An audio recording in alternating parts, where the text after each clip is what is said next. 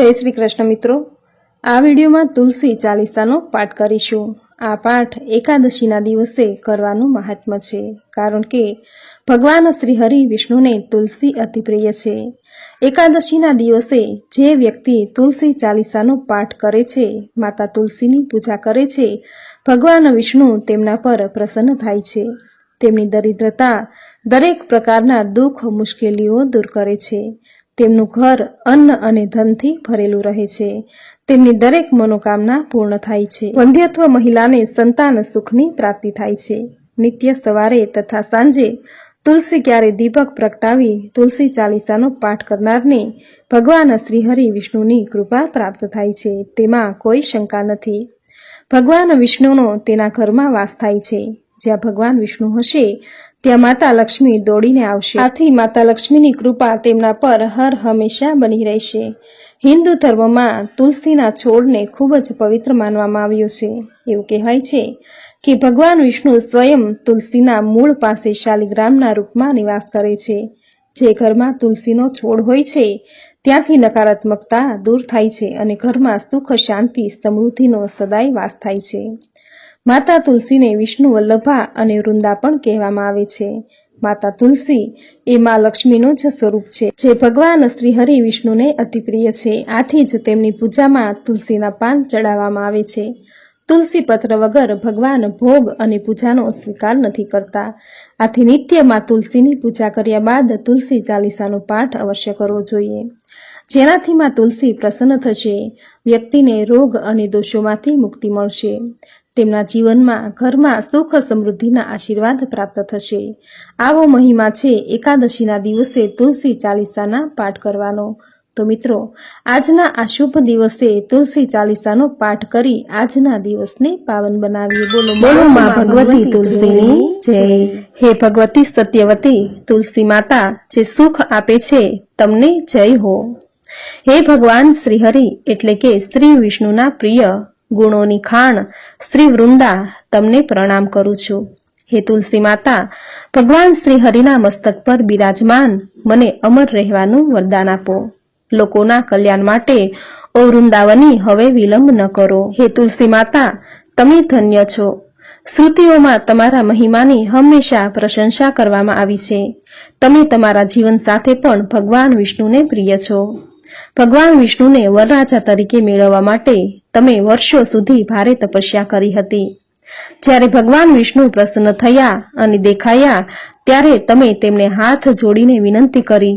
तमे भगवान श्री विष्णुने तमारी पत्नी तरीके स्वीकारवानी प्रार्थना करी, परंतु भगवान श्री हरिए तमने नम्र तरीके छोड़ी दीधा। पण हे माता तुलसी, तमारो अवाज सांभळीने देवी लक्ष्मीए तमने श्राप आप्यो અને કહ્યું કે તમે તમારા માટે અયોગ્ય વર માંગ્યો છે, તેથી તમે એક વૃક્ષનું રૂપ ધારણ કરશો। તેના પર તમે ભગવાન વિષ્ણુને પથ્થરના રૂપમાં તમારી નીચે રહેવાનો શ્રાપ પણ આપ્યો હતો। તે જ સમયે ભગવાન વિષ્ણુએ આપેલા વચન સાંભળીને દરેક વ્યથિત થઈ ગયા। ભગવાન વિષ્ણુએ વચન આપ્યું હતું કે જ્યારે સમય આવશે ત્યારે દુનિયા તમારી પૂજા કરશે અને તમે મને તમારી પત્ની બનાવશો। તે પછી સુદામા ગોકુળમાં ગોકુળની પત્ની બન્યા। એકવાર જ્યારે ભગવાન શ્રી કૃષ્ણ રાસલીલા બનાવી રહ્યા હતા ત્યારે શ્રી રાધાએ તમારા પર પ્રેમ પર શંકા કરી અને તે જ સમયે તમને શ્રાપ આપ્યો કે પૃથ્વી પર માનવ સ્વરૂપે તમે જન્મ લેશો અને સુદામા ગોપા શંખચૂડ નામના રાક્ષસોના રાજા હશે, જેની સાથે તમે લગ્ન કરશો। તમારી ધર્મિષ્ઠા અને ગુણોને કારણે શંખચૂડ હારશે નહીં। આમ આ ચક્ર પસાર થયું અને આગળના ચક્રમાં તમારો ત્રીજો જન્મ થયો। તમારા ત્રીજા જન્મમાં તમારું નામ વૃંદા હતું અને તમારા લગ્ન જલંધર નામના રાક્ષસ સાથે થયા હતા। જલંધર ખૂબ જ શક્તિશાળી હતો। બધા દેવોને હરાવીને તે ભગવાન શિવ સાથે પણ લડ્યો। જ્યારે ભગવાન શિવ તેમની સેના સાથે જલંધરને હરાવી શક્યા ન હતા ત્યારે શિવે ભગવાન વિષ્ણુને તેમની હત્યા માટે બોલાવ્યા। પણ હે માતા તુલસી, વૃંદાના રૂપમાં તમારી ભક્તિને કારણે તમારા પતિ અસુર જલંધરને કોઈ મારી શક્યું નથી, ન તો તેને હરાવી શક્યું હતું।